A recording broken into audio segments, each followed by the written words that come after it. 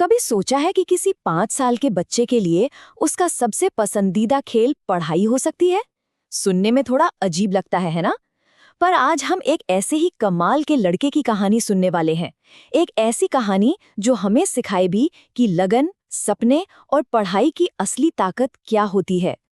बस ये एक लाइन, माँ पढ़ाई मेरा खेल है, और आपको हमारे आज के हीरो छोटू के बारे में सब कुछ पता चल जाता है। जरा सोचिए, वो उम्र जब बच्चे खिलौनों के पीछे भागते हैं, उस उम्र में छोटू की पूरी दुनिया वो किताबों और अक्षरों के आसपास ही सिमटी हुई थी। तो चलिए मिलते हैं इस होनहार बच्चे से, देखते हैं कि आखिर छोटू की दुनिया थी कैसी। देखिए, छोटू का जो डेली रूटीन था ना, वो किसी भी दूसरे बच्चे जैसा बिल्कुल नहीं था। सुबह आंख खुलते ही स्लेट पर लिखना शुरू, और शाम तक बस नंबरों की गिनती।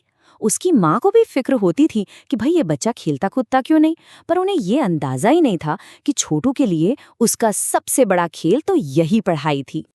और हाँ, ये जुनून सिर्फ घर तक ही नहीं था, स्कूल में तो वो सबसे अलग ही चमकता था।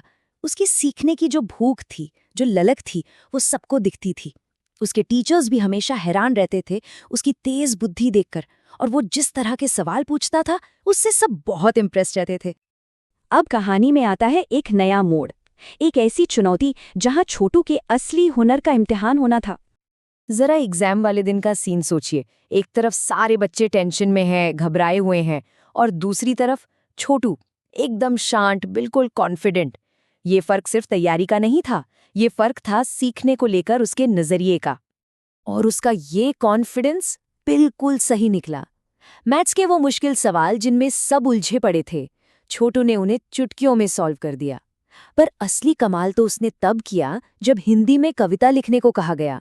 उसने कहीं से कॉपी नहीं किया, बल्कि खुद की अपनी ओरिजिनल कविता लिख डाली। 5 साल का बच्चा। तो परीक्षा तो हो गई, अब बारी थी रिजल्ट की। और इस रिजल्ट का इंतजार सिर्फ छोटू को नहीं, बल्कि पूरे गांव को था। और जब रिजल्ट आया तो सब हैरान रह गए। छोटू ने सिर्फ अपनी क्लास में टॉप नहीं किया था, वो पूरे स्कूल में फर्स्ट आया था। पूरे स्कूल में। ये सिर्फ एक एग्जाम का रिजल्ट नहीं था, ये उससे कहीं ज्यादा था। इस एक रिजल्ट ने छोटू को रातों रात पूरे गांव का हीरो बना दिया। हर घर में, हर गली में बस उसी की बातें हो रही थी। वो गांव का गौरव बन चुका था। यहाँ तक कि गांव के सरपंच ने भी उसे बुलाकर सम्मानित किया, और उन्होंने उसके लिए एक सपना देखा। वही सपना जो अक्सर हम सब अपने सबसे होशियार बच्चों के लिए देखते हैं। उन्होंने कहा, छोटू, तुम बड़े होकर डॉक्टर या इंजीनियर बनोगे। लेकिन छोटू का जो अपना सपना था, वो इन उम्मीदों से कहीं ज्यादा बड़ा और बिल्कुल अलग था। तो सवाल ये उठता है कि एक बच्चा जो इतना होशियार है, जिसके लिए आगे चलकर कामयाबी के सारे रास्ते खुले हैं, वो आखिर खुद के लिए क्या चाहता है, वो क्या बनना चाहता है? और यहीं कहानी का सबसे खूबसूरत हिस्सा आता है। छोटू ने बड़े ही प्यार से जवाब दिया, नहीं चाचा, मैं बड़ा होकर डॉक्टर या इंजीनियर नहीं, मैं तो गांव के सारे बच्चों को पढ़ाऊंगा। सोचिए, उसने चकाचौंध वाला रास्ता नहीं चुना, बल्कि अपने ही लोगों की सेवा करने का रास्ता चुना। तो आखिर में छोटू की ये छोटी सी कहानी हमें कौन सा बड़ा सबक सिखाती है? यही छोटू की विरासत है, उसकी लेगेसी है।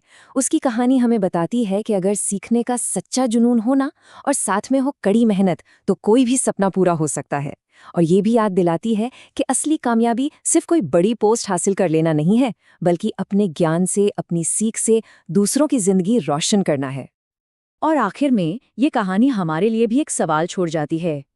हम अपने सपनों के बारे में क्या सोचते हैं? क्या हमारे सपने सिर्फ हमारी अपनी कामयाबी तक ही सीमित हैं, या उनमें अपने समाज, अपने लोगों के लिए भी कोई जगह है? सोचने वाली बात है ना?